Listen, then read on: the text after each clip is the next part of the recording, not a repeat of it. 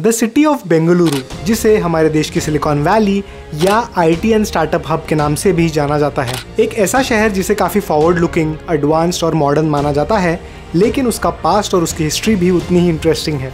बेंगलुरु और उसके आसपास के एरियाज ने काफ़ी अलग अलग रूलर्स और उनके ईराज देखे हैं, जैसे कि विजयनगर एम्पायर, केम्पेगौड़ा का पीरियड, टीपू सुल्तान का period end of course the Mysore royal family. But आज मैं बात करने वाला हूँ छत्रपति शिवाजी महाराज और उनके फैमिली के बेंगलुरु शहर के साथ के कनेक्शन की। अराउंड अर्ली 1600s में छत्रपति शिवाजी महाराज के फादर शाहजी भोसले आदिल शाही डायनेस्टी यानी बीजापुर सल्तनत के लिए एक मिलिट्री कमांडर के तौर पे काम करते थे। बीजापुर सल्तनत अपने पीक पर हमारे देश का आज का मेजॉरिटी सदर्न रीजन रूल करता था। अब अराउंड 1638 में उस वक्त के बीजापुर के सुल्तान मोहम्मद आदिल शाह ने उनके कमांडर्स रानादुल्ला खान और शाहजी को बेंगलुरु को कैप्चर करने के लिए भेजा। उन्होंने मिलकर तब के बेंगलुरु के रूलर केम्पेगौड़ा II को हराया और बेंगलुरु को जीत लिया।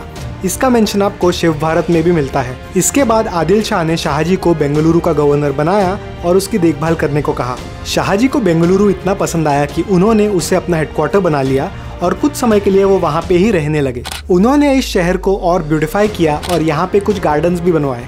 This is probably a small contribution to the title Garden City that Bengaluru has। कहते हैं कि यहाँ पर उन्होंने खुद के लिए गौरी महल नाम का एक पैलेस भी बनवाया, जिसकी एग्जैक्ट लोकेशन बताना तो मुश्किल है, बट वो रफली आज के चिकपेट एरिया में लोकेटेड मोहन बिल्डिंग के जगह पर था।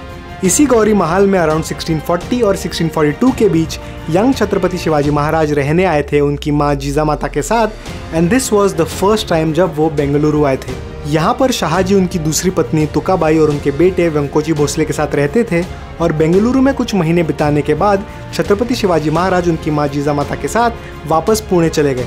अब उनका और उनके सौतेले भाई वेंकोजी और बेंगलुरु का एक और कनेक्शन आगे जाके आता है। जब तक शाहजी जिंदा थे यानी 1664 तक बेंगलुरु उनके पास ही था और उनके बाद वो मिला वेंकोजी को। लेकिन वेंकोजी ने अपना बेस चेंज करने का डिसाइड किया और अराउंड 1675 में वो फर्दर साउथ तंजौर चले गए और उसे अपना कैपिटल बनाया। जब छत्रपति शिवाजी महाराज अपना मराठा एम्पायर एक्सपैंड कर रहे थे, तब उनके सदर्न टेरिटरीज को कैप्चर करने की कैंपेन, जिसे दक्षिण दिग्विजय के नाम से भी जाना जाता है, उसमें उन्होंने अपने मिलिट्री पावर और डिप्लोमेसी से वेंकोजी को हराया और उनकी कैपिटल तंजौर और उनके आसपास के एरियाज को जीत लिया, जिसमें बेंगलुरु भी था। अब इवन दो ये रीजन छत्रपति शिवाजी महाराज के अंडर था, उन्होंने वेंकोजी और उनकी पत्नी दीपाबाई को तंजौर और उनके आसपास के रीजन्स को गवर्न करने की परमिशन दी, जिसमें बेंगलुरु भी था। इसके बाद ये रीजन वाडियार्स के पास गया और वो एक अलग कहानी है। लेकिन ये था छत्रपति शिवाजी महाराज का द सिटी ऑफ बेंगलुरु के साथ का एक हिस्टोरिकल कनेक्शन, और आज उनका एक ब्रॉन्ज स्टैचू वहाँ के सदाशिव नगर में खड़ा है, जो हमें उनके इस बेंगलुरु कनेक्शन की याद दिलाता है। आई होप आपको ये कहानी अच्छी लगी हो। अगर आपके पास भी ऐसी कोई इंटरेस्टिंग कहानियाँ हैं तो मुझे कमेंट करके ज़रूर बताओ, और हाँ, सब्सक्राइब भी कर ही लो। सी यू।